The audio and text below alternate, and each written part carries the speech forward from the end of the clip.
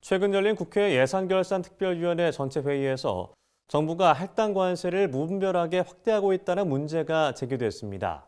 할당 관세로 농축산물이 저가로 수입될 때 국내 농민이 볼 피해는 고려하지 않았다는 건데요. 임미애 더불어민주당 의원은 정부가 국회에 제출하는 할당 관세 실적 보고서에 농업 분야가 받은 피해 분석이 추가돼야 한다고 지적했습니다. 이은영 기자가 전해드립니다. 정부 예산안과 결산을 종합적으로 심사하는 국회 예산결산특별위원회 전체 회의가 9월 첫 주에 열렸습니다. 회의에선 할당 관세를 적용해 수입 농축산물을 확대하는 정부 정책에 대한 지적이 나왔습니다. 할당 관세는 관세법에 따라 원활한 물자 수급이나 국내 가격 안정이 필요한 때 한시적으로 관세를 40%포인트까지 가감하는 제도입니다. 임미애 더불어민주당 의원은 현 정부 들어 할당 관세 품목이 대폭 늘어났다고 지적했습니다. 임 의원은 보도자료를 통해 농축산물 할당 관세 품목이 2021년 기준 22개에서 2024년 8월 56개로 2.5배 이상 늘었고 쇠고기와 닭고기, 대파, 배추 등 국내 생산 기반과 겹치는 민간 품목으로 확대됐다고 밝힌 바 있습니다.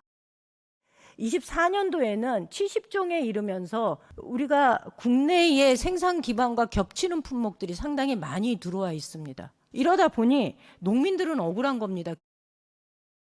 이에 최상목 부총리 겸 기획재정부 장관은 최근 발생한 물가 상승은 공급 충격, 즉 공급 부족에 의한 것으로 이에 공급을 확대할 수 있는 할당 관세를 시행했다고 설명했습니다.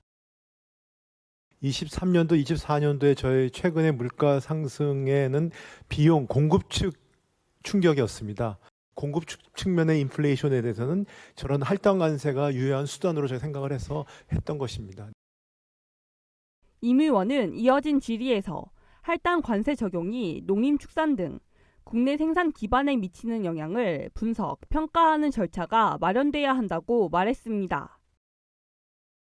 현재는 관세법에 따라 기재부가 국회 기획재정위원회에 추산한 할당관세 세수 지원액과 주요 할당관세 품목이 물가에 끼친 영향 정도만 보고합니다. 피해 당사자인 농림축산식품의 관계자 입장에서는 할당 관세가 국내 생산 기반에 어떠한 영향을 끼쳤는지에 대해서 확인할 방법이 없습니다. 이 제도가 국내 생산 기반을 와해시킨 것은 아닌지 면밀하게 살펴보는 평가가 마련. 이런 지적에도 할당 관세를 통한 수입 농축산물로 물가를 관리하는 기조는 한동안 계속될 것으로 보입니다. 정부는 지난 7월 3일 올해 하반기 경제정책 방향을 발표하며 체리, 바나나 등 과일류와 무, 양배추 등 채소류가 포함된 농산물과 식품 원료 51개에 대해 1,600억 원 규모의 할당 관세를 지원하겠다고 밝혔습니다. MBS 이은영입니다.